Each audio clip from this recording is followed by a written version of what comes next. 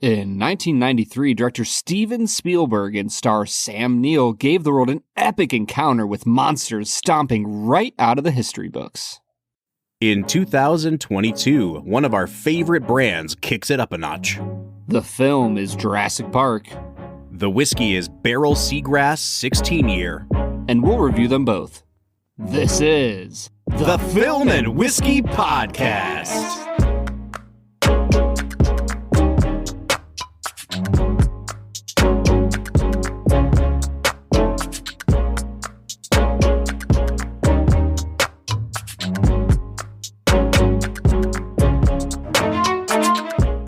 Welcome to the Film and Whiskey Podcast, where each week we review a classic movie and a glass of whiskey.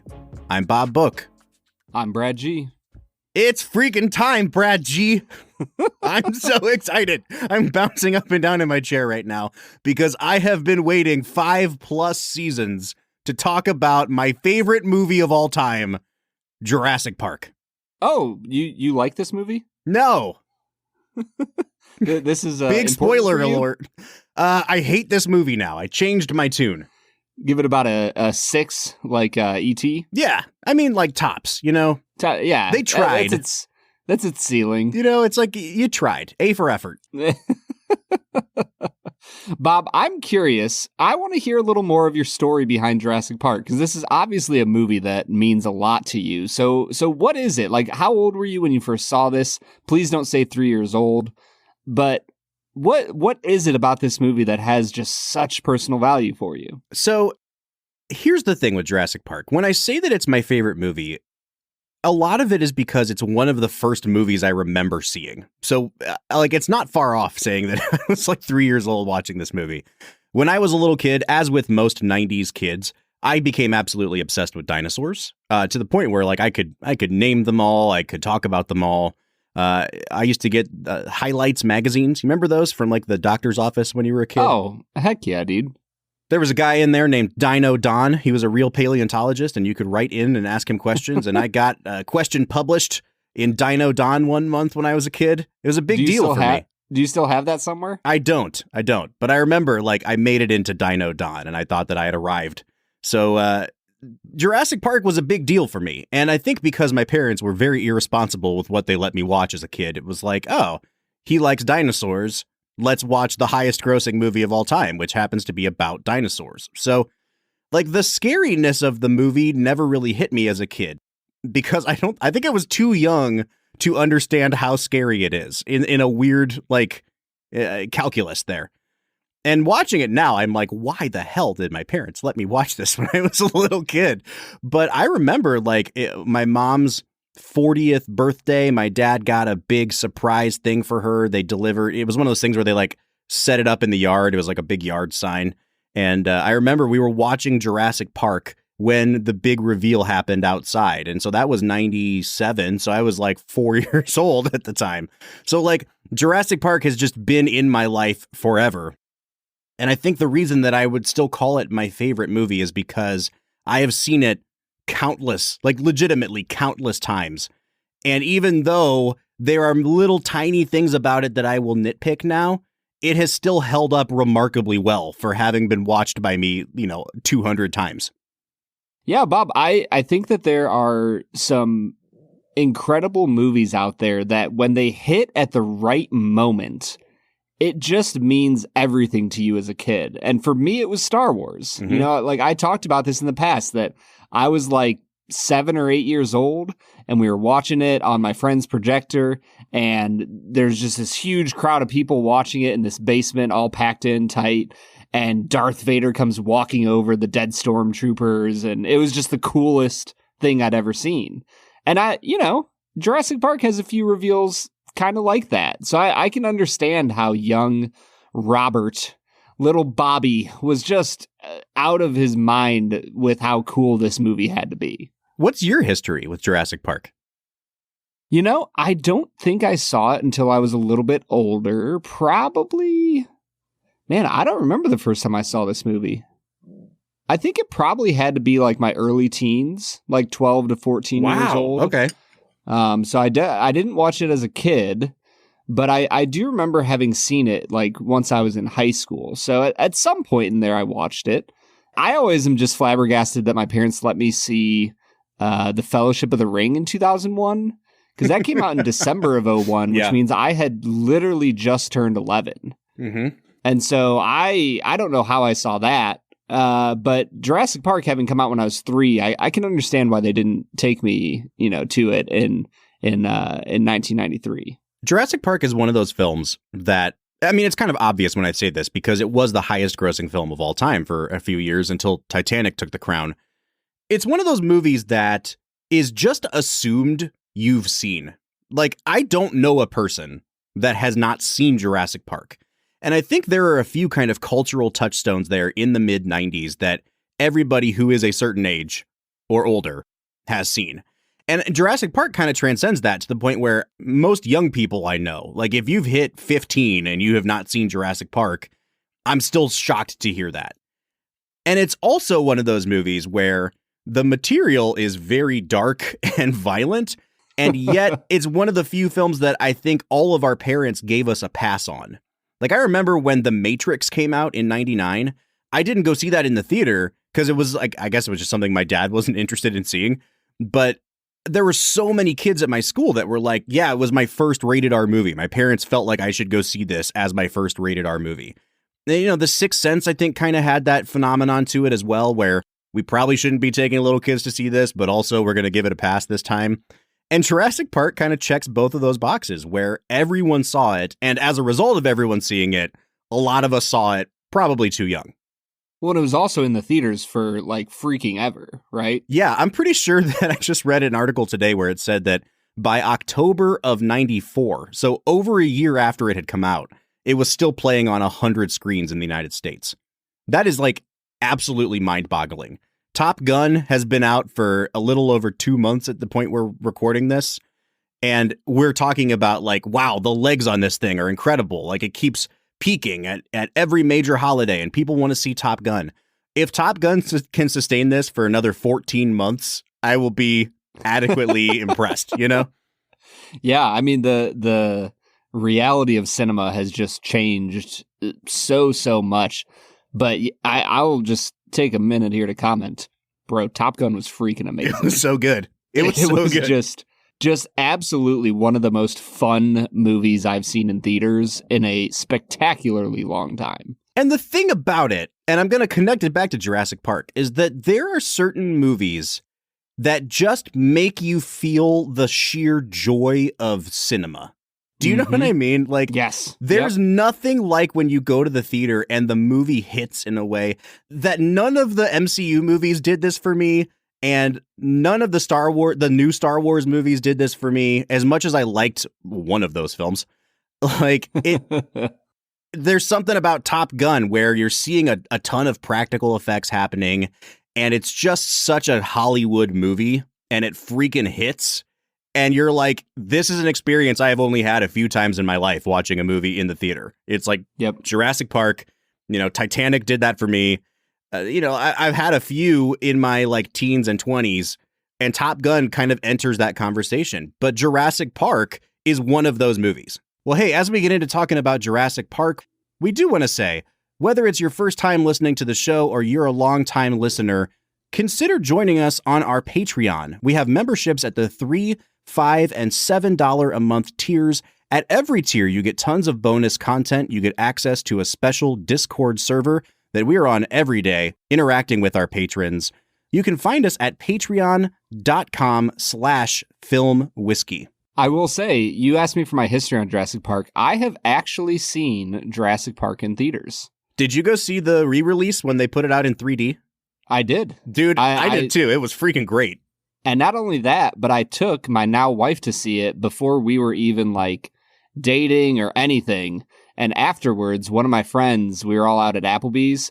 He leaned over and he goes, "Hey, bro, you going to hit that?" And spoiler alert, you would hit that. I would. You would go on.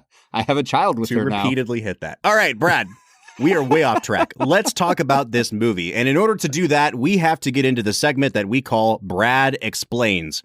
This is where Brad breaks down the plot of the movie that he has just seen, often for the first time. Thank goodness this was not your first time seeing Jurassic Park, but for those people out there who may have been living under a rock for the past 29 years, can you spend 60 seconds in a very spoiler-filled fashion breaking down the plot of Jurassic Park? Jurassic Park is a film about a paleontologist and a paleobotanist who travel to an island by their benefactor, who has found a way to, well, he finds a way to finance scientists who find a way on how to clone dinosaurs. And they're going to turn it into a massive amusement park. This amusement park is called, fittingly, Jurassic Park. They bring in Dr. Grant and Ellie Sattler and Ian Malcolm, a mathematician who studies chaos theory, to basically give approval to the park before it can open to the public. Everything goes wrong. Dr. Grant gets separated. He's hanging out with these kids that are the park owner's grandkids, and they're attacked by a T-Rex, and there's velociraptors everywhere. And Bob knows that this is the point where Brad Explains goes off the rails because wild stuff just starts happening. But by the end of the film, they are able to escape safely, ascending on the helicopter and heading off the island. Boom. Jurassic Park. See, that's the thing, is like, the movie isn't really about almost anything that I just talked about. No. Those are the things that happened. There are like themes in the movie that happen, but at its heart... What's a theme, Bob? What is that? But at its heart, this movie it's a survival movie. It's a monster movie. Bad things are going to eat you. Can you get away from the bad things? Like, that's the movie. And it is compelling as hell. Yeah. Well, I think that the reason it's compelling as hell is because there are just incredible layers of subtext throughout the entire movie that are pointing to what Spielberg is trying to say, which is, hey, I'm becoming an adult now, like Steven Spielberg himself, and trying to start a family, and I have no idea what I'm doing. So this is me trying to work it out on screen. Yep. Spielberg, once again, exercising his inability to go to therapy by making just great movies out of them. Yeah. Probably his best one. I would argue this might be Spielberg's best movie. And this would probably be my hottest take ever because, I mean, everyone has a different Spielberg movie that they consider the best. And I will say, Brad, like, is this a perfect movie? Would I change nothing about this movie? Probably not. Like, there are little tiny things I would tweak about this movie. But at the end of the day, I think this is Spielberg's most perfectly made movie.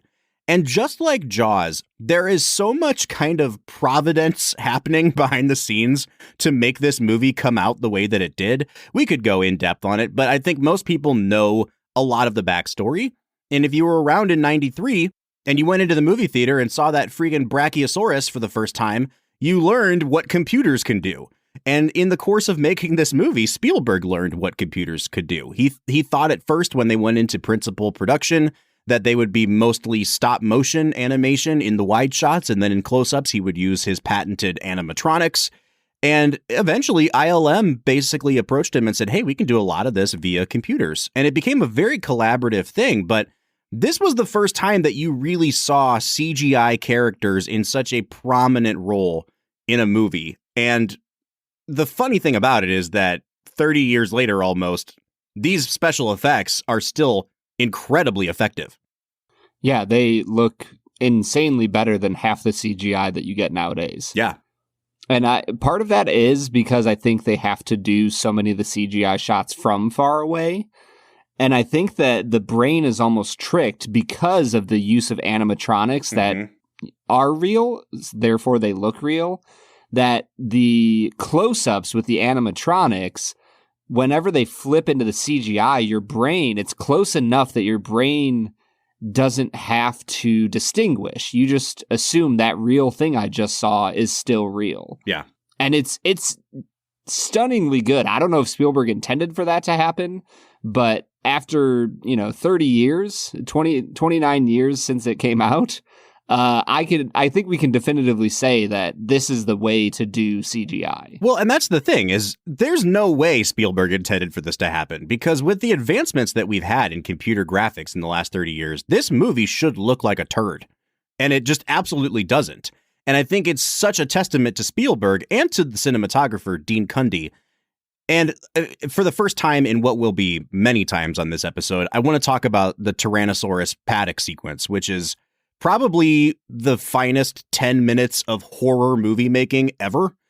It is just an impeccable sequence. Everything about it is perfect. I would change nothing. And for so many of the shots in that sequence, they're shooting the animatronic through glass. Like they're inside the Jeep and you're looking at the T-Rex from the kid's point of view, or it's on the other side of the Jeep and shooting through two panes of glass. And so it's always kind of being obscured by the rain, by the glass. It's slightly distorted. So you never really get a chance to look at it and say, oh, that looks like a big fake rubber animatronic. And similarly, the CGI is obscured by rain and by shadow and, mist coming off the ground. And I think because of that, they're not going into this insane level of detail that a lot of the more recent Jurassic World movies try to go into, which ultimately I think backfires. When they go for hyper realism with these like CG models, it ends up getting into that uncanny valley where you're not watching a real velociraptor. And it's so funny to me that this guy Spielberg has made two movies now in Jaws and this, where like the star of the show, the dinosaurs and the shark, were malfunctioning and crappy, and somehow he produces two of the best movies of all time with those. Just absolute, like, gold medal award-winning, stunningly beautiful animatronics. All right, man, let's talk briefly about the acting performances in this movie, because very famously, this movie didn't have any real bankable stars in it. Jeff Goldblum was probably the most famous person in this movie because he had starred in a number of films to this point. Laura Dern was known, but not super well known. Same with Sam Neill. He'd been in a lot of independent movies and some minor hits. Samuel L. Jackson hadn't really become famous. Richard Attenborough was known for a lot of his work as an actor, way back in the 60s, like The Great Escape. So Spielberg really did make the dinosaurs the star of the show. And yet he kind of lucked into this incredible cast of people who knew exactly what to do. No one's over the top. I don't think anyone's really hamming it up in this movie, except maybe, Wayne Knight, but that's his character. Like No. That's just Wayne Knight. He wasn't even playing anybody. He just came in off the street. They were like, hey, get in this Jeep with a dinosaur. We're going to call you Nedry, but just be yourself. We mean Wayne. No, I want to hear what you think about the cast, though, because I think top to bottom, everyone's impeccable. I think that everyone plays their role incredibly well. And I think that my favorite part is that you get such a deep and engaging character arc for Sam Neill's character, Dr. Grant.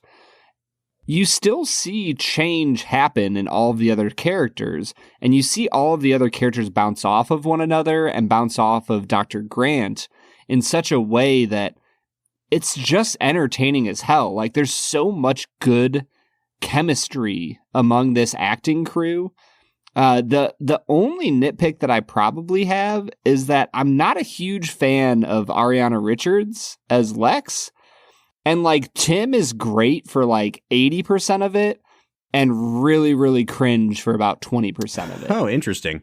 And so I'm not a massive fan of Tim and Lex in the movie. All right. I mean, if the child actors are the worst part of the movie, it's like, okay, we expect that. No, yeah. I mean, honestly, dude, like Samuel L. Jackson comes in here and like is quietly one of the best actors in the movie. Oh, yeah. And he's in it for maybe 6 or 7% of the movie. One thing that I really loved on this watch through, first of all, we'll talk about the script in a little bit. It's a perfect script. I have no notes. It's just fantastic. But the setup to get Grant and Sattler to the island is it's like extortion. Like, do you want me to fund your dig? All right, come to my island. But he tells them so little about it that they don't even care. They're just going so that they can sign off, so that they can get their money. And they get to the island, and that first reveal of the Brachiosaurus. I always forget that they have no idea that this park is making dinosaurs. No one has even told them, like, hey, prepare yourself, there's going to be dinosaurs. It's a complete surprise. And it says a lot about Laura Dern and Sam Neill that they can do the face with their mouth hanging wide open, and it doesn't come across as tacky or cheesy or over the top at all. And there is such an earnest, sincere, childlike awe in that first scene where Grant's just pointing and he goes, it's a dinosaur. You're like, yes, it is a dinosaur. I'm with you, man. And then the scene where the Triceratops is sick and Laura Dern is like cradling its head and saying like, calls her baby girl, and you can see she's crying. It's so believable. They really anchored this film. Well, in the opening scene when, they see the dinosaur, if you like paused it there and never finished the movie, I think it'd be easy to be like, oh, they're like very easily overacting here. But it's two things for me that really make that moment magical. A, it's the beauty of the CGI and the way that Spielberg keeps the humans so tiny in the frame compared to these Brachiosaurus that they just appear so much larger than life. Mm-hmm. It's really incredible.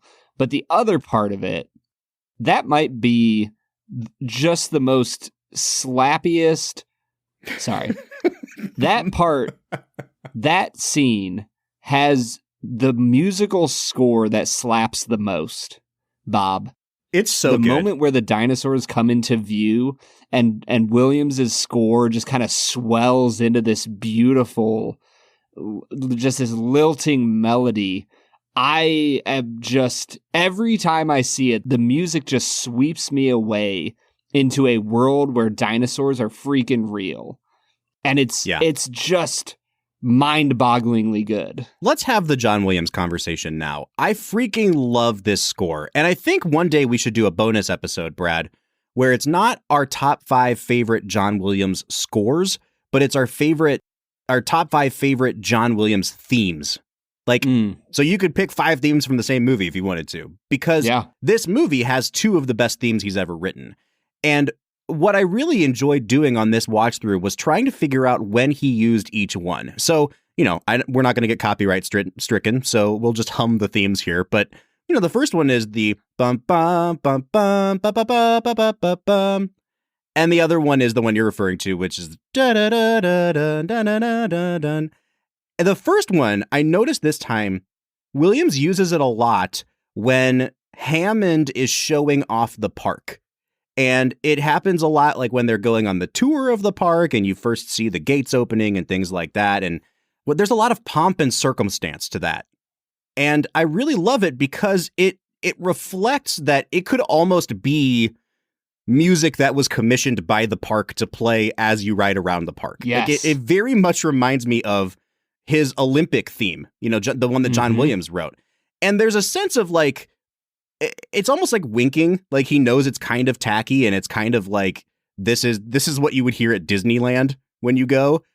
And I mean, it works. It's beautiful. But then he brings in the other theme, the one that you're referring to. And that's the one that comes in when things are just naturally inspiring awe, when the dinosaurs are in control and when the dinosaurs are the things that are causing us to feel a certain emotion. It's not something that's being controlled by Hammond or manipulated out of you. It's the thing that naturally comes out of you. And I really love how he uses those 2 themes in different places to evoke different emotions. I think that the other part of the second theme that you were talking about is that there are only 2 specific points in the movie where you actually hear the entire theme. And do you know where those 2 parts are, Bob? I do not. Well, the first is what we just mentioned when you first see the dinosaurs. Mm-hmm. The second is at the very end of the movie when they are on the helicopter flying back. That's true. Yep. And we'll get into talking about the themes of the movie later, but the only time you hear that entire leitmotif, if you will, is when they're finding new life. Mm-hmm. It's when Dr. Allen and Ellie are finding the new life of dinosaurs, but then it's at the very end of the film when they are finding new life for themselves. Oh, I love that. Yeah. And I think that that's like, brilliant that is the only 2 times you hear the entire theme song. I love that. And the funny thing is, too, the last time you hear the first theme, the sort of bum, bum, bum, bum, is right when the Tyrannosaurus comes into frame and friggin' demolishes those velociraptors. But the beautiful thing about it happening there is it's almost like an ironic use. I mean, it's very heroic. He comes in and saves the day for our heroes.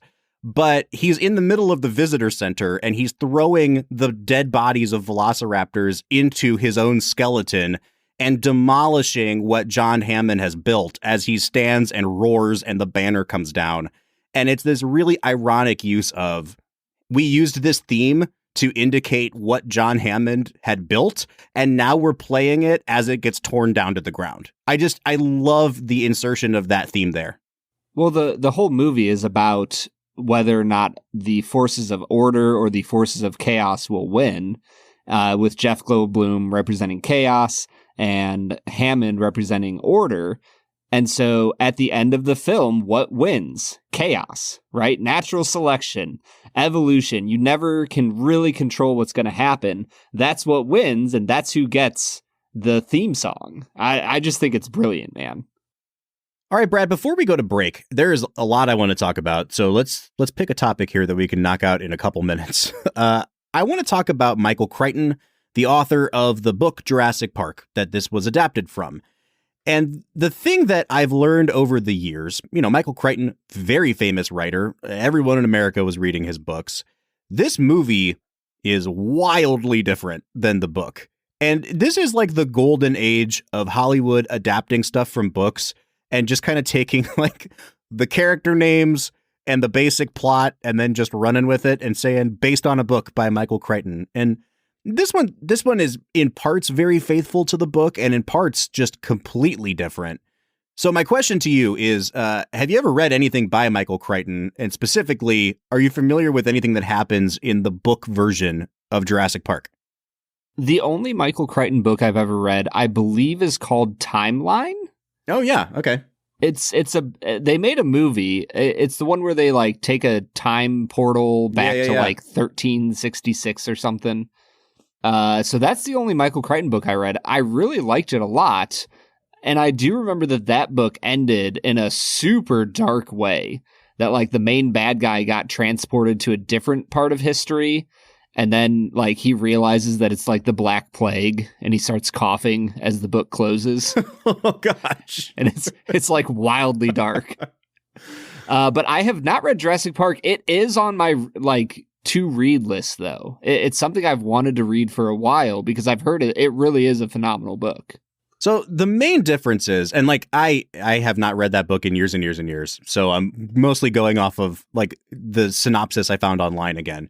But the main differences are essentially that Hammond is much more of a stubborn, not quite a villain, but you're definitely not rooting for him and you don't feel sorry for him. And at the end of the book, he kind of like he falls down a hill and then gets eaten by a bunch of the little pygmy dinosaurs that eat the guy in the second Jurassic Park movie. That happens to Hammond in the book. He dies. Also, the lawyer, Gennaro, is portrayed wildly differently. Like he's very heroic in the book. He actually survives the island. He helps Grant go and Muldoon go like hunting the T-Rex.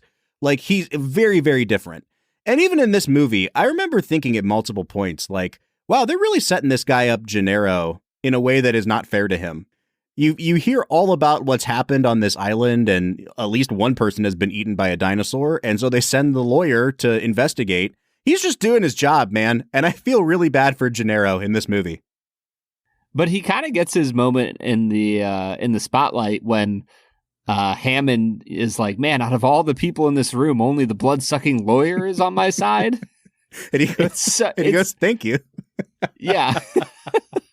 And he's like, you can tell he's not sure if he was insulted or like truly thanked, but he's going to take it the better way. Right.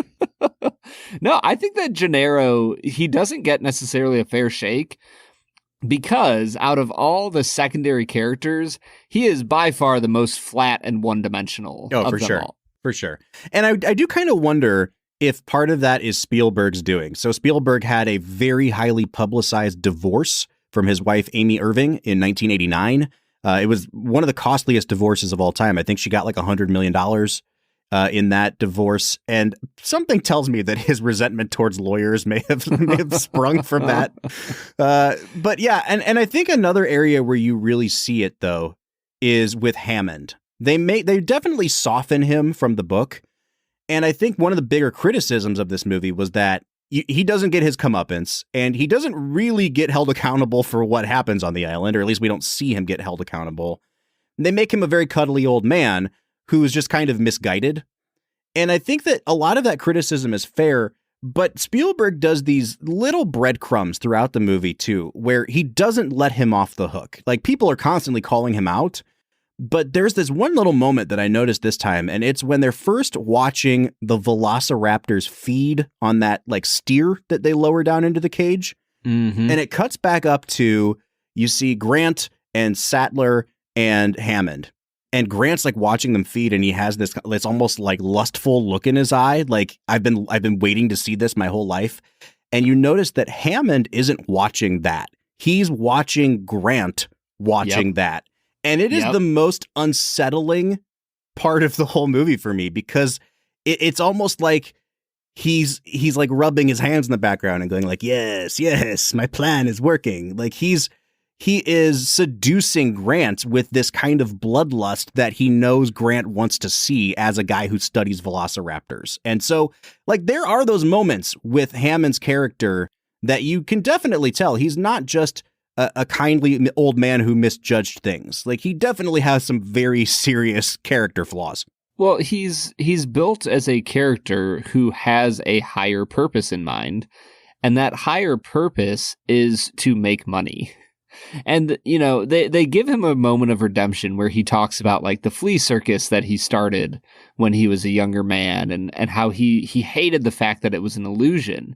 And, you know, and it's a brilliant moment because Dr. Sattler throws it right back in his face that all of this control is an illusion. Right. But I think that I don't mind him being slightly redeemed by the end of the film, because his story is not the primary thrust of this movie. The idea of Dr. Grant changing as a human being from being basically a velociraptor, like crazy intelligent, just very laser focused on what he wants, into like opening himself up to new things and even to the idea of being a parent. Like, that transformation is the key to the entire movie. Mm-hmm. And so Hammond as a character is subservient to that theme. And so I don't mind him not necessarily getting his comeuppance. Totally agree. Yeah, and that's the thing. I keep coming back to this. I think this script is like perfect. And I don't know that it's the kind of script that would be taught in a screenwriting class, but the way they weave the themes throughout this movie is just utter perfection. Brad, we're running a little long on the front end here, so we're going to have to get into talking about that script in the back half of the episode.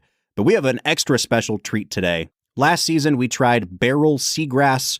This season, we're trying Barrell Seagrass 16 year, and we have it poured out here in front of us. Brad, what do you say we try this whiskey? Bob, I have been just so elated to get into this.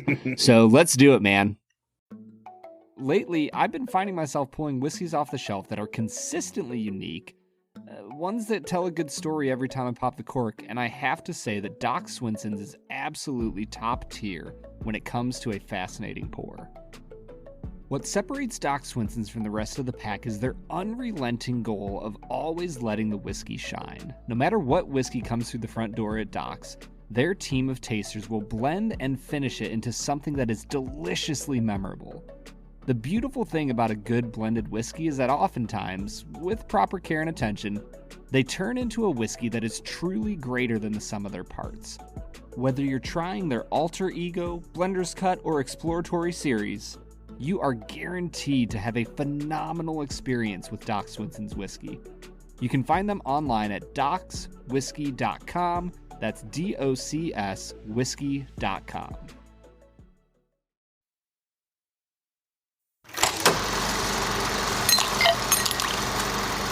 All right, today we are checking out Barrell Seagrass 16 year, also known as Barrell Seagrass Gray Label. This is an ultra premium release from Barrell Spirits, Probably our favorite producer of whiskey at this point, Brad. I think it's fair to say. Easily my favorite whiskey producer. We made a new friend online, and that friend is Weekly Whiskey. Find them on Instagram, and they also have a Discord channel, Weekly Whiskey. Fantastic. And also they supplied us with this ultra premium whiskey. We cannot say thank you enough to Weekly Whiskey for this. What we're trying here today, Brad, is a new release from Barrell. Just came out in 2022. It is a 16-year Canadian rye whiskey blend. So the regular Seagrass was a blend of like Tennessee whiskey and Canadian, and this is just solely Canadian whiskey. So very similar to the Found North that we've had in the past on this show. It clocks in at 130.82 proof. It is a very high proof whiskey. I really cannot wait to get into this, Brad. Like the regular Seagrass, it is finished in Martinique rum, Madeira, and apricot brandy casks. Remind the people, Brad, what did you think of the standard label Seagrass? Oh, it was fine. it was decent. Above average. A solid like B minus. Sure. Bob, I gave it the first 50 out of 50 in Film and Whiskey podcast history. Yes, and you've said on multiple occasions it is the best whiskey you have ever drunk. Easily the best whiskey I've ever had. And I, like, as soon as I saw that this gray label was even an option to be drank, I was like, I need to have this right now. I moved around our whole whiskey schedule just to drink this with Jurassic Park. Because I know you did. I'll be damned if we drink something off the bottom shelf. Like, we usually like to be men of the people and democratize this.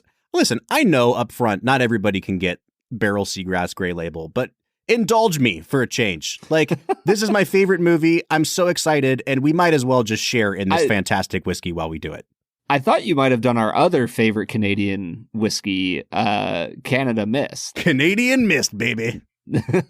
I thought I don't know if I told you. I retried that like just to see, and it was like unpalatable. I could not. It was awful, dude. It was like that poop that Ellie was digging her way through. Oh gosh, gross. All right. Well, on that note, let's jump into the nosing of this Barrell Seagrass. I'm going to go ahead and start today, Brad. This stuff is freaking fantastic. On the nose, the first thing I got was leather, which is not like a constant thing I get on rye. The rye grain came forward pretty heavily after that, and then the fruit started. At first it was peach, and then it kind of morphed into like a biscuity. It was a peach cobbler for me. And then it was like a nice layer of almost like an earthiness, like a topsoil. Really, really beautiful. I mean, like this took me on a journey from like those deep, oaky, almost leathery notes all the way through to fruity and earthy on the back end. I'm going to give this a 9.5 on the nose. Yeah, I'm right back at it, Bob. This is a 10 out of 10 on the nose. Like there's a little bit of like a creamy caramel going on. There's a little bit of blueberry for me, some apricot, rye spice, and then at the back end, the longer I nose it, I'm with you, man. There's like almost like a leathery tobacco going on. I can't get over the complexity of this nose, and it almost comes across as a little more earthy than the other expression. I really love it a lot. Yeah, and it's the same when you get into the taste. What this does for me on the front end of the palate, though, is something that the regular Seagrass didn't do, which was it immediately presents itself as sweet. And which is good because the alcohol really makes itself known after that. This is a very, very hot whiskey, but the first thing I got on this was strawberry, like ripe strawberry on the tip of my tongue. And that kind of morphed into those apricot, almost like a marmalade kind of note for me in the mid palate. When you get to the mid palate, the rye spice really picks up and that heat from the alcohol starts to make itself known. And then on the back end, it's cream.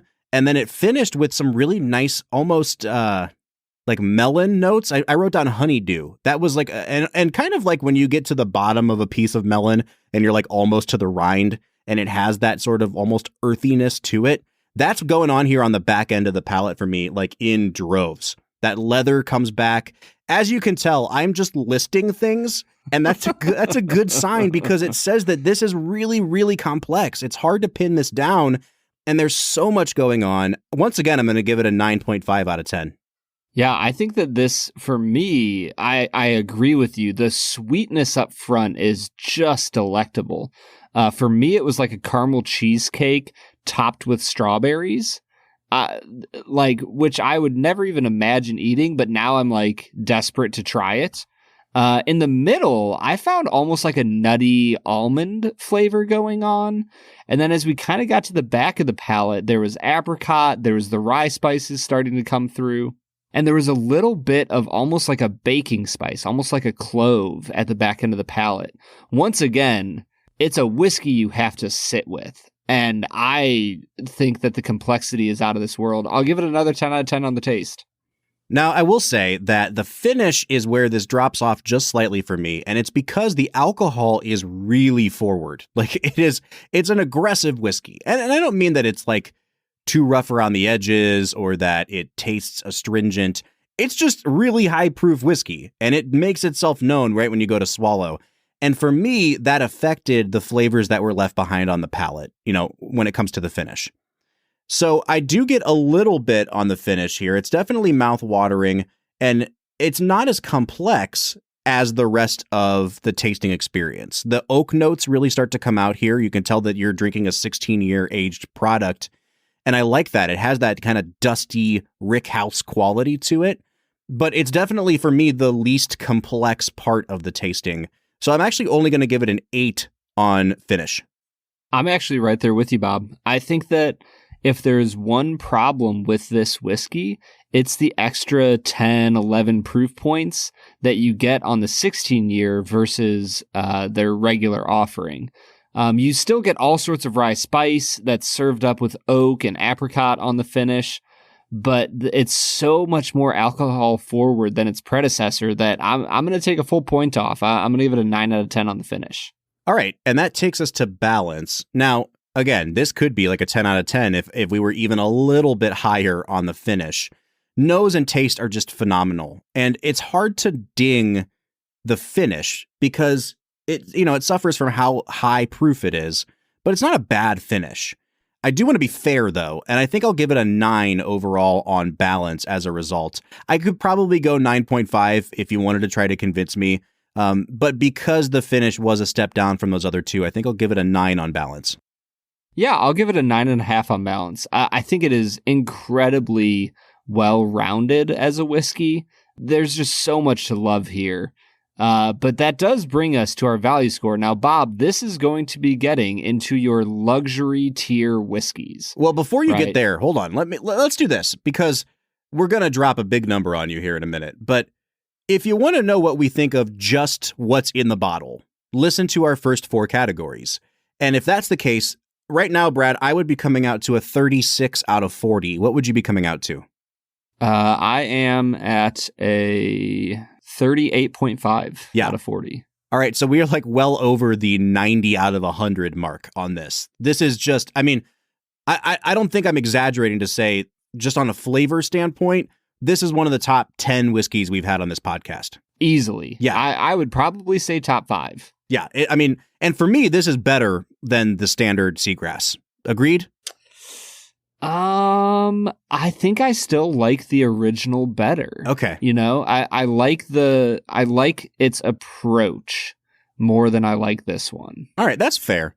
I tried to soften the blow a little bit because from what I've seen online, Brad, on Barrell's website, this is retailing at $249.99. So it's $250 bottle of whiskey.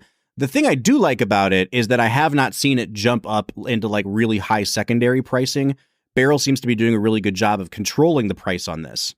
Now, there are a number of websites out there that are selling it for less than $250 right now, whether it's because they're having a sale or something like that. So I would say the average price I'm seeing is about $225. This is a super premium whiskey, right? Like you're not going to go out and drop $225 on a whiskey very often. And we've only had a few whiskeys on this show that have even approached this price point. I mean, we're talking in terms of retail, we're talking like this is selling at the same price that Van Winkle was supposed to be selling at. So at that price point, Brad, what kind of a score can you give it on value? I think that this is about $75 to $100 too expensive. But it honestly, at a certain level, once you get past triple digits, at a certain point, you know what you're getting into. Yeah. Like, you're not as worried about the quality of the product as you are about the prestige that the product will bring you, if we're just being really honest. And at a certain level, I've never had a whiskey over $100 that I didn't like. Yeah. So like the quality is always going to be there when you get into the triple digits. The question is just like, do you want to drop the money to have a really phenomenal whiskey experience and the prestige of helping your friends have a really phenomenal whiskey experience? Yep. If that's the case for you, I'd give this a 7 out of 10 on value. I think that $250 is a little too expensive. But what's too expensive at this point? I don't even know. Yeah, I mean, and I don't want to be the guy that's defending a $250 price tag, but like it is a 16-year age-stated product. This is not something we see very often. Barrell buys, these lots of barrels and blends them together, and because they are limiting this to just the Canadian portion of things, they have a lot less that they can do with, there's only so many barrels they can make of this. And so it's a limited supply. It's super premium in terms of its age. I understand why they'd set it at this price point because the regular Seagrass is already like $90. I do think it's too expensive. And I just am never going to say this $250 bottle of whiskey is a good value. I think my default is just, if you're going to spend $250 on a bottle of whiskey, this is the one to do it. Or if you're never, ever going to buy a bottle of whiskey that costs that much, like, I'm not going to be able to convince you. So I'm going to stick at a 5 out of 10 because you could really go either way on this. And that brings me out to a 41 out of 50, which is, I will say, lower than I actually think this whiskey deserves. But that value score is kind of dragging it down just a bit. Yeah, I'm coming to a 45.5 out of 50. And I'll say the same thing. Like, the price here is mostly what pushes this score down. Like I said, I was at a 38.5 out of 40. This is like a nearly perfect whiskey experience that is only marred by the fact that it's a luxury tier item. Yeah. That brings us to an 86.5 out of 100 or a 43.25 out of 50. It will be hard to top this for best of the season, but it could have been even higher if the value was there. Now, I will say, if you're asking me, should I buy a bottle of this or should I buy, a shot of it at the bar? I would say, please bypass the bar portion of this because, they're going to be selling this at like 4 times the markup. Yeah. You're going to be spending, I would say conservatively, $40 to $50 on a pour of this at the bar. And that is just absolutely not worth it. If you could get a bottle of it for $250, why would you spend $50 on a 1 to 2 ounce pour of this? Like, if you're going to try it, just put the money up and buy a bottle because it's freaking delicious and it's absolutely worth buying. Yeah, I would also say if you're looking to spend $40 or $50 on a shot of it, go double that and buy a bottle of the regular Seagrass. Well, there you go. It's $90. Go do it, man. All right, Brad, we have what might be our highest rated whiskey of the season. That has yet to be seen. But what's without a doubt is that we're watching the greatest film ever made right now, and that is Jurassic Park. So let's get back into it. Obviously. Yeah, we need to, Bob. It demands it of us. Boom. Today's sponsor is a little bit of a departure from our usual area of expertise, and man, oh man, I was blown away by their product once we received it. I am talking about Manscaped. Now, if you're like me at all, you've probably seen the Manscaped ads and kind of wondered to yourself, like, do I really need like some sort of specialty trimmer to take care of my downstairs business? And I've just got to be honest, I was absolutely wrong. Their trimmer is called the Lawnmower 4.0, and I gotta say, it is the Rolls Royce of trimmers. It's got a ceramic blade that reduces grooming mishaps, a wireless charging base, and an awesome flashlight that keeps things illuminated while you're working. And beyond all that, it's waterproof. This thing is really changing the game when it comes to below-the-belt hygiene. Now, this is just me talking about my experience, but this trimmer really is way beyond anything I've ever used to keep things neat and tidy. You can use our discount code FILMWHISKEY to get 20% off your order and free shipping. Head on over to manscaped.com and use code FILMWHISKEY to get 20% off, free shipping, and you will be well on your way to hygiene heaven.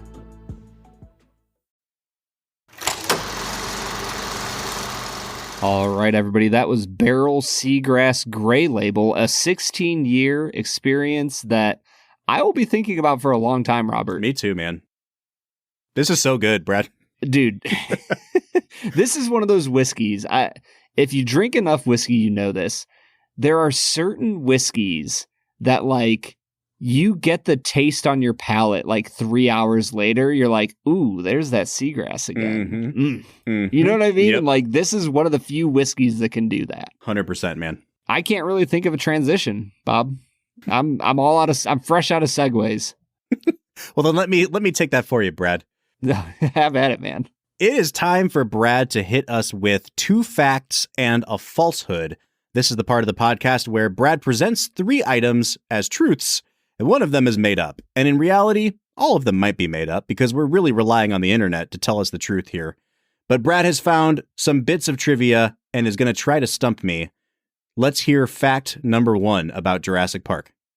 Fact number 1, the kitchen scene in this movie was originally written to be in the dinosaur incubation room, and Tim and Lexi were supposed to distract the velociraptors by throwing eggs at them, and like the baby dinosaurs were going to kind of like crack out of the eggs. That was ultimately cut from the film. I think wisely so. Fact number 2, after making this movie, Ariana Richards, who played Lexi, developed a great interest in dinosaurs and assisted Jack Horner, who was the paleontologist advisor for the film and the inspiration for the character of Dr. Grant, on an actual dinosaur dig in Montana the following summer. Fact number 3, the Triceratops dung did not actually smell at all. It was made of clay, mud, and straw, and drizzled in honey and papayas so that the flies would swarm near it. That sounds true. I'll say that that's true. So it's the other 2 for me. You know, I read an article years back of like a Where Are They Now? And it was about the girl who played Lex, and I can't remember what she's doing now. Maybe she's a paleontologist. I thought she became an artist of some sort. So I'm inclined to say that 2 is false, but the kitchen scene is in the book of Jurassic Park, and Tim locks the velociraptor in a freezer in that scene too. So I feel like 1 is very obviously false, but I just know you too well, and I know that you play tricks on me. So, oh man, is it 1 or is it 2? The eggs sound too ridiculous. I'm going to say 1 is the falsehood. I really wanted the Who Wants to Be a Millionaire, like edgy, like thinking music to be playing. Yep. Bob, you are 100% correct. That was the falsehood. You know, you had me go in there, and then you took it 1 too far with the baby dinosaurs hatching out of the eggs as they were being chucked. That was where I was like, it's a falsehood. Yep. Yeah. I wondered if I went a little too far with that. My new practice with 2 facts and a falsehood is to write the falsehood before I look up any of the facts. There you go. Because my brain gets like stuck in a rut of like what I've read, and so I just have to come at it fresh, man. All right, so I'm 2-2 on the season now. I'm back to 500 after an 0-2 start. That was really rough there for a while. It was, and I was pretty proud of myself. So we're back at 500. I will just have to beat you next week, Bob. And I think you probably will. All right, Brad, I want to talk about this movie some more. We've talked about the script. You have dove in on the themes a little bit.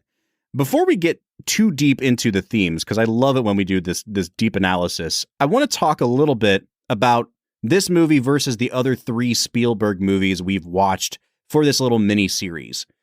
And I really loved doing that exercise while watching this movie because it has so many similarities to all those other films. But I think part of the reason why I love this movie so much is that it just does them better. It takes the blueprint of all 3 of those films and takes the parts that work and it makes them work better. And a lot of times it makes them work better because of how the things are arranged in the script. So like, for example, last week we were talking about Raiders of the Lost Ark and how that movie has kind of 2 villains, like the really villainous Nazi guy who you think is the bad guy, but Belloc is also kind of the bad guy. but they play two different roles in terms of how villainous they are. Spielberg does that here. He takes, the idea of the gigantic man-eating shark and turns that into the T-Rex. But the real villain of the movie for most of the film is the velociraptors. Like, they don't really talk that much about the Tyrannosaurus Rex because you just understand it is gigantic and it will eat you. But the velociraptors are like, they're your size and they are vicious and they're smarter than you are. And maybe they learn how to open doors. And it's like, oh, okay, so you've got the giant brutish one and then you've got the ones to really be worried about, which are the velociraptors. And I just love that, among other things, that Spielberg takes that kind of two-villain approach and applies it here. Well, I think when you look at the 4 movies we chose, it really feels like Jurassic Park is the culmination of what Spielberg has been working on as a director since Jaws. And like he pretty much perfected it with Jaws. But then you look at Close Encounters, you look at Raiders, you look at even E.T., and you see him kind of tinkering with this formula of what a summer blockbuster looks like.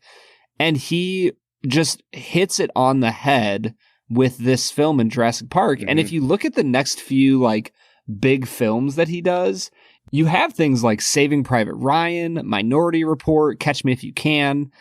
And it feels like he just moves on to a new realm of directing that he didn't really touch on in his earlier years. And so I guess what I'm saying is I feel like Jurassic Park is like the culmination of the first act of Spielberg's directing like career. He finally got it out of his system and then he could make other movies.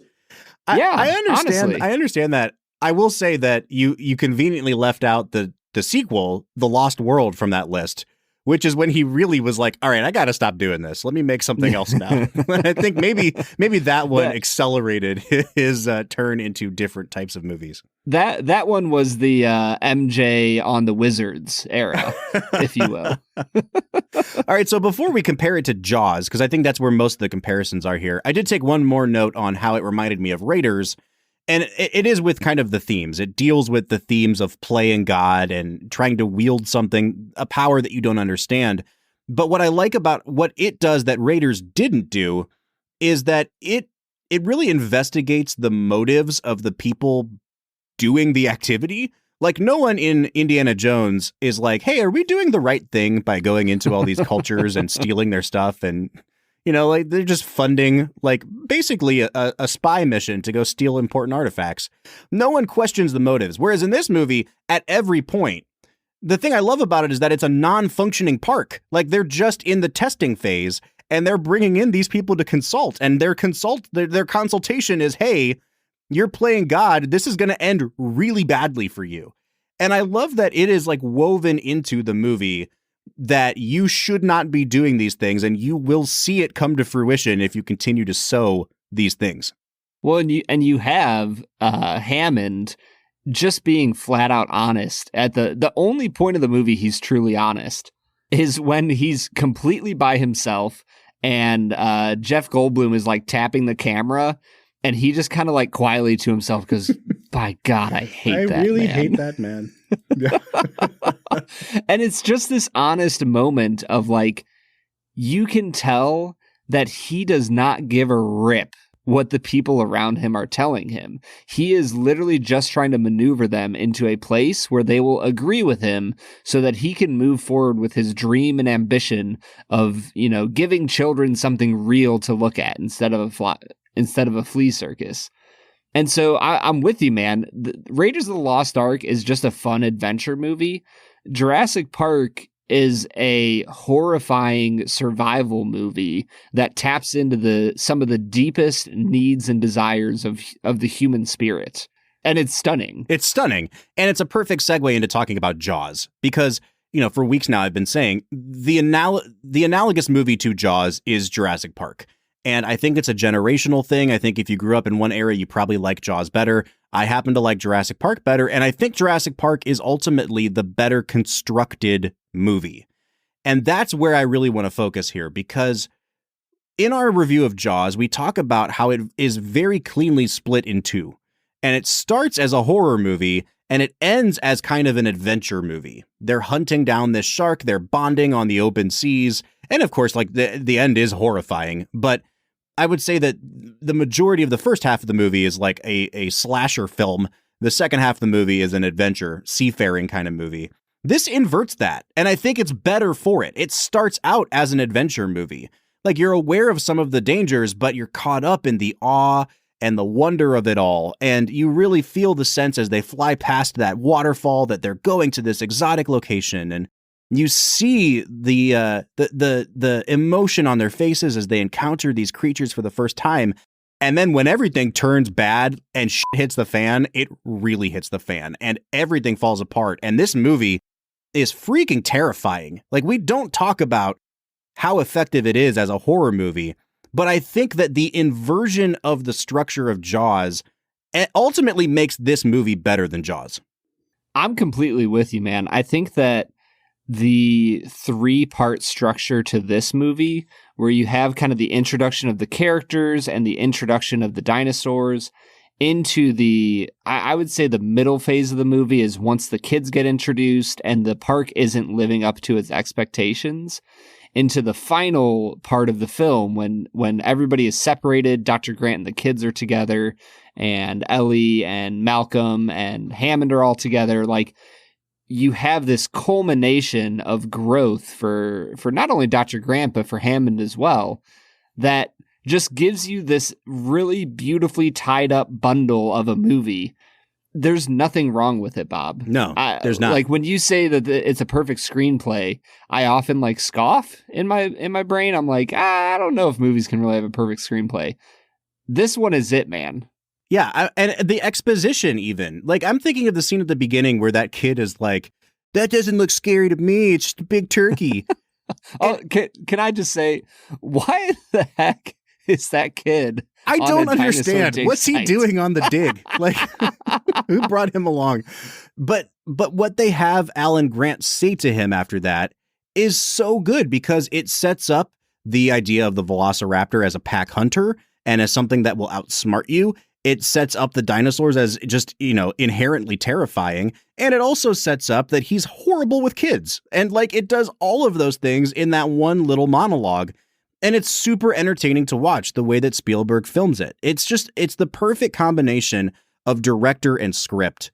And, going back to Jaws, you were talking about how this movie, the arc of the protagonists works a lot better. And I agree with that because you get all that bonding on the front end of the movie so that when forces pull them apart in the second half of the movie, you want them to reunite. But I also think that it really makes the arc of the villains in this movie a lot stronger as well. Like in Jaws, the mayor is to blame, but the mayor also doesn't really understand what we're dealing with here. Quint kind of says it's a great white, but the mayor doesn't understand how big of a fish they're really talking about. And in this movie, Hammond understands exactly what he's doing, and he just doesn't care. And I think that really adds to like the oh shit factor of this movie, that human beings are not just kind of playing God, but they're doing it with an arrogance and a disregard for any morals that is like really staggering. And I think that, again, the structure of the movie benefits that a lot. Yeah, it's incredible. By the end of the film, you're not sure if there's really a villain in this movie. And yet you're pretty sure that Hammond's a bad guy. and I love that. Like, even in the final shot of Hammond that you get, he is like gazing longingly at the amber on the top of his little, walking stick that has the mosquito in it. Mm-hmm. And you can tell that he's like mourning the loss of this incredibly dangerous ecosystem that he has created. And so you're kind of left with him in a place of like, man, is he going to try to do this again? Like, he said that he won't, but it almost felt like a throwaway line when Dr. Grant tells him that, I don't endorse your park. And he says, oh, neither do I. And you're like, well, I don't know. Is he going to go back and try this again? Right. And that's like the perfect ending place for him as a character. Well, I think it's a perfect ending place for us too, Brad. I threatened to make this a 2-hour episode when we first started recording tonight. I was gonna say, this is your movie, man. Is there anywhere else you want to go? Is there anything else you just want to spiel about? I can go make a sandwich. You can riff here by yourself for a while. Like, what do you want to do? You know what? One of these days, I'm 100% serious. I want us to do like a watch along with a movie and record our commentary as the movie happens. Because I feel like I could do that for Jurassic Park. I could go 2 hours on Jurassic Park because we haven't talked about the camera work. Like the Spielberg oneers in this movie, I feel like every scene has at least 3 of them. They're not as long and dramatic as they are in other movies, but there's a scene, there's this scene where Ellie is digging around in the poop, and it starts with a shot of Goldblum like swaggering up, and you don't know what he's swaggering up to, and it pulls back and it's a 2-shot and it's him and poop, and then he remarks on how big the pile of poop is, and then the camera pulls back farther and reveals another pile of poop with Ellie's hand inside of it, and then it pulls farther back and like it has all of them in the frame at the same time. It's like 4 shots in one, and they do it over the span of 10 seconds, so you're not really thinking about it. But Spielberg does that literally in every scene of this movie. And I think that when it comes to the way he moves the camera, I don't know that it's ever been done better or more economically than he does it in this movie. Like, I could go on and on talking about the direction in this film. And for me, it's between this and Saving Private Ryan. This might be the best directed movie he's ever done. Yeah, I think the other thing I realized with that poop scene is that Spielberg has a weird thing for like piles of brown stuff. Because that pile of poop looked shockingly similar to the mound that Richard Dreyfuss makes in Close Encounters of the Third Kind. I thought you were going to compare it to E.T., because I'm pretty sure you said E.T. looked like a turd when we reviewed that movie. Hey, man, yeah, I'll just let you make the joke for me. Oh, my gosh. All right, one more thing I'll say, and then we'll give our final scores. Spielberg is just working his magic here, obviously, but there's this one little moment that I really loved, and it's when they take the tour at the beginning of the film through Jurassic Park, and you've got Hammond interacting with himself on screen, and he's talking to himself and doing this scripted bit, and meanwhile, they keep cutting to Ellie and Alan and Ian in the audience, and they're not paying attention at all. And they're asking each other the important questions, and Hammond keeps like shushing them and trying to remind them of the etiquette of watching a movie. And I just love how it's such a meta comment on what's actually happening in the movie.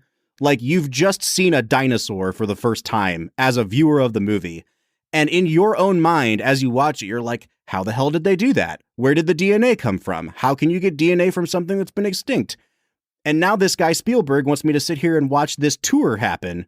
And so I love that the 3 of them are like stand-ins for the audience. And Spielberg is basically saying, hey, I know you've got really important questions. Don't zone out now, because I've got you. And I just love that he's so aware of the pacing of his own movie that he uses that scene almost as like a winking joke to the audience. Like, hey, stay with me. And I love that scene, and this was like a note that I took during the movie in my brain because I don't actually take notes, that is hands down one of the most plausible, like, expositional explanations of a fantasy element of a movie that I have ever heard in my life. Because I know that you're not able to do what the scientists say they can do in that, to clone things from the ancient realm, but I will be just flabbergasted if you told me that wasn't true. Oh my gosh, like, it's so like, and that's the thing when we talk about world building on this podcast, like, it doesn't have to be legit. Like, it doesn't have to be scientifically foolproof and airtight. It just has to make sense for what they're trying to do in the world of the movie. And I don't know if it's ever been done better than this. Like, they have this little cartoon and this Southern guy talking about, and then we put it into the dinosaur. And he says it just like that. And I'm like, hell yeah, that's what you do. You get it out of the freaking sap. Of course you do. And I'm Obviously. in. It's all the scientific explanation I need. So much so that like 10 minutes later, when they're like, yeah, all the dinosaurs are female, and Ian's like, doesn't matter, they're still going to breed. I'm like, yep, they are. We know this. This is science. Well, and even like, this was a question I had for the first time. When they first get onto the island and Ellie is holding that leaf and she's like, how can you have this? This plant is extinct. Like later on, I'm like, well, I know a mosquito didn't drink the blood of the plant and they cloned the plant. But like, this is like my, 17th time seeing the movie before I thought of that. So they do kind of make Ellie into the MacGyver of the whole movie, though. Like, she's a botanist, but then she's like, yeah, I delivered morphine to Ian. Like she's nursing wounds. She knows all about a birthing triceratops. Yeah, like dilated pupils. I'm like, what plants are you studying, lady? All right, man, let's get to it. Final scores. This is the easiest 10 out of 10 I will ever give. I have not been this excited to talk about a movie on this podcast since Citizen Kane, because you'd never seen it. And I really wanted to know what you thought of Citizen Kane. But I'm more excited to talk about this because I love this movie. It absolutely holds up. I was really worried that I was going to come in here and have to say it's a 9.5. But I'll tell you what, when the ceiling is above a 10 and the floor is a 9.5, it's a damn good movie. And it's a 10 out of 10. Yeah, Bob, I really wanted to come in here and give it like a 9 or 9.5 just to tweak you. But like Spielberg just worked his magic, as you said. This movie is easily a 10 out of 10. Probably one of the best 10s out of 10s that we have given any movie in the history of the show. It just works, man. And it's a popcorn movie, and it's absolutely one of the best movies ever made. It doesn't have to be, un film for me to love it. Like it's cinema for what it is. And it's a perfectly made movie. I don't want to hear it if you disagree with me. I'll just say that this week. Usually we're like, hey, write in and tell us how we're wrong. No, we're not wrong. This movie's perfect. And if you don't agree, then you need to just watch it again because it's so freaking good. But if you'd like to stroke our ego and agree with us, you can reach out to us on our social media accounts. You can find us on Facebook, Twitter, or Instagram, and newly on TikTok at Film Whiskey. Or you can jump onto our Discord. We are on there every single day talking to the fans of the Film and Whiskey podcast. So jump on there. You can find a link to our Discord at the end of every single one of our show notes. And Bob, I will say we never really do this. I think what I would recommend Film and Whiskey Nation to do is if you're not fully with us on Jurassic Park, if you're in a place where you're like, yeah, it's great, it's fun, but it's not that deep or interesting. It's just a fun, action adventure movie.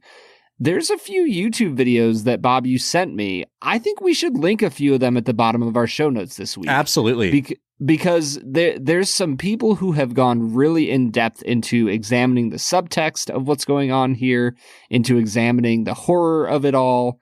And I think we should throw it to them if you really want to dive deep on Jurassic Park and why it is great. Next week, we're going to start a mini-series on that other great American director, Martin Scorsese. Brad, once again, I'm going to let you determine the order of our three films. We've got Taxi Driver from 1976, Raging Bull from 1980, and Silence from 2016. Bob, I really enjoyed going in chronological order with Spielberg, so I think I'm going to say we should do it in the order that you just mentioned. Let's do it, man. That means we'll be back next Monday asking each other, you talking to me? While we review Taxi Driver. And so we will be back next week with that masterpiece. But until then, I'm Bob Book. I'm Brad G. And we'll see you next time.